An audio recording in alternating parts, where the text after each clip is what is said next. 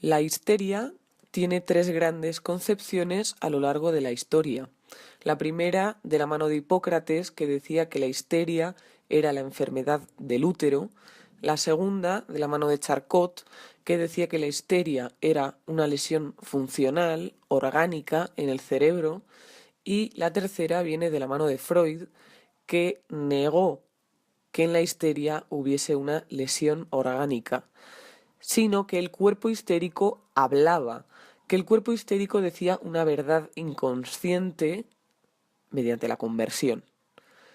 Dice que la histeria es el producto de lo reprimido, de lo olvidado, y que el síntoma desaparece o se alivia al descifrar el mensaje encriptado. ¿Cuál es la causa de la histeria? Es pulsional, sexual. Se distinguen tres hipótesis, tres teorías distintas sobre la etiología de la histeria a lo largo de la obra freudiana. La primera causa para Freud, en sus inicios, sobre la histeria, fue la inefectividad sexual de la pareja. Es decir, que la impotencia del hombre generaba en la mujer la histeria. La falta de calidad en la relación sexual provocaba la histeria en la mujer. La segunda teoría de Freud fue que la histeria se debía a un trauma sexual real del pasado, es decir, que una reminiscencia del trauma del pasado aparecía como un cuerpo extraño en el psiquismo.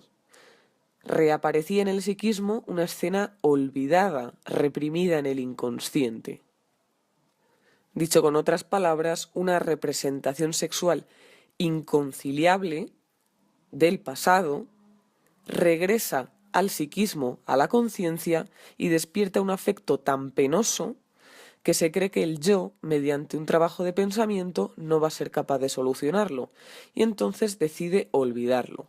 Sin embargo, el afecto retirado a la representación ha de buscar otra vía, que es el cuerpo.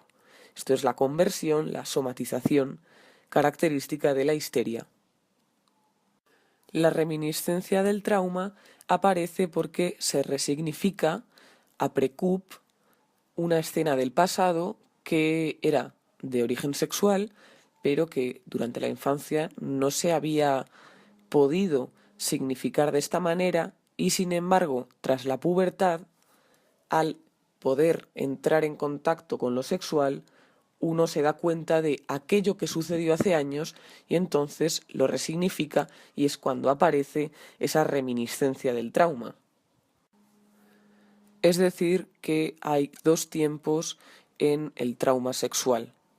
Por un lado está el primer tiempo, cuando sucede el hecho traumático, pero que carece de significación traumática, y un segundo tiempo en el que algún tipo de suceso nos recuerda, nos devuelve a ese primer tiempo y lo resignificamos, y es cuando aparece el síntoma.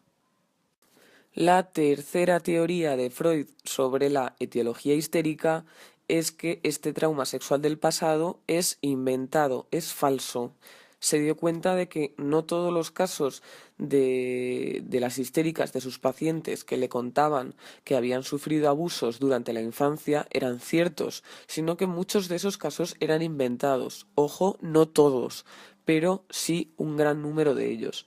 Entonces se da cuenta de que este trauma sexual del pasado falso está relacionado con la fantasía de seducción. La fantasía de seducción es una de las fantasías originarias que dan respuesta al origen de la sexualidad y por tanto está relacionada con el complejo de Edipo.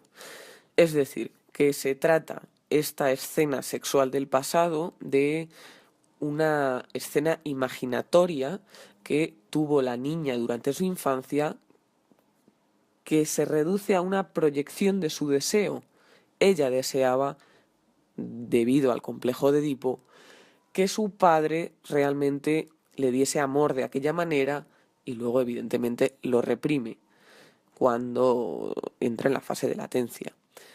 Pero en esa fase fálica la niña ha deseado que esta fantasía de seducción fuese real. Y sin embargo, hay un doble enmascaramiento de esta escena de seducción, porque convierte la actividad masturbatoria, la actividad deseante, en pasividad al pasar de ser el sujeto activo que lo deseaba a pasar a ser el sujeto pasivo que sufre esta escena, y convierte la fantasía en un recuerdo real. Para Lacan, la histérica se pregunta ¿qué es ser mujer?, ya que falta un significante propio de la mujer. Para que la histérica se haga esta pregunta, tiene que no sentirse mujer. La histérica busca la respuesta a esta pregunta de ¿qué es ser mujer?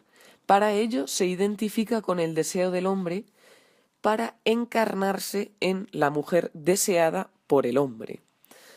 Por tanto, la histérica es bisexual, ya que se identifica a la vez con la mujer agredida y con el hombre agresor. Lacan pone el caso Dora como ejemplo de la histeria y dice que Dora se identifica con el deseo del señor K. Sin embargo, cuando el señor K le dice que quien le importa es ella, que su mujer le da igual, el señor K estaba casado y tenía una relación de amante con Dora, cuando el señor K le dice a Dora que quien le importa es ella, que su mujer no es nada, ella, Dora, lo abofetea. ¿Por qué? Porque se le cae la identificación y la respuesta que ésta le daba. Se le cae la identificación con el deseo del señor K y se le cae el encarnarse y el identificarse en la mujer deseada, que era la mujer del señor K.